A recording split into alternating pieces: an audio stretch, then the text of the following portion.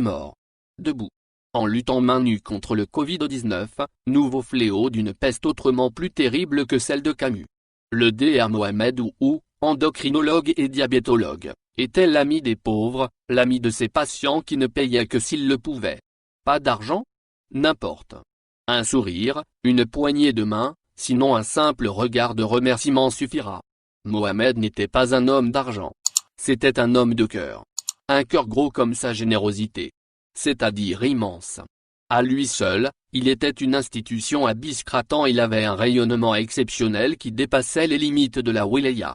Impliqué dans la vie de sa ville, il était prêt à donner sa vie pour ses concitoyens, fidèle en cela au serment d'Hippocrate. Sur sa page Facebook, il abjurait les citoyens à porter le masque.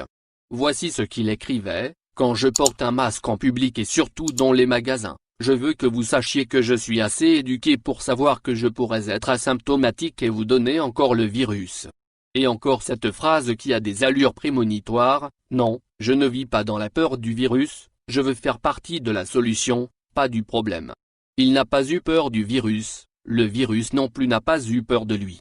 Pas peur de sa blouse blanche, pas peur de son cœur blanc, pas peur de son professionnalisme, pas peur de son sourire désarmant de gentillesse. Pas peur de ravir un homme d'exception. Et ce n'est ni emphase, ni clause de style. Le Dr Ou était exceptionnel parce qu'il faisait de l'exception son ordinaire.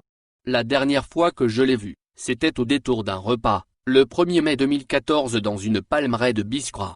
Il était tel que je l'avais toujours connu, gentil, aimable et serviable. Un convive se plaignant de douleur au ventre, il resta presque une vingtaine de minutes à l'ausculter en lui posant toutes sortes de questions sur son état de santé. Quand il termina son examen, le convive était soulagé, heureux, mais le repas était froid. Il refusa qu'on le réchauffât pour ne pas déranger son hôte. Qu'est-ce qu'un repas froid, fût-il une shakshuka, devant un homme expurgé de sa douleur? Il était ainsi badi et même plus, beaucoup plus, que du plus avec lui, jamais du moins. Le négatif il ne le voyait pas, non par aveuglement, mais par choix. De chacun, il ne prenait que le meilleur. Vivre pour lui était positiver. Était servir et non asservir. Était aller de l'avant en n'écrasant rien sur son passage, mais en aidant tous sur son chemin. L'un de ses anciens camarades de l'université de médecine de Constantine le décrivait comme une sorte de personnage de Haji Cronin dans son plus grand roman, Le destin de Robert Shannon, qui raconte les tribulations d'un médecin au grand cœur. Ou était un héros de chair et non de papier. Ou était de cœur et non de rancœur. Puisse son bel exemple rester comme une lumière éternelle éclairant les hommes et les femmes qui aiment leurs concitoyens au point de se sacrifier pour eux. Mort badi, vraiment mort?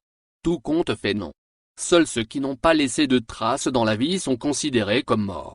Lui, il laisse ses filles, lui, il laisse sa bonté, lui, il laisse ses nombreux malades qui prient pour lui, lui, il laisse son action au service de l'humanité.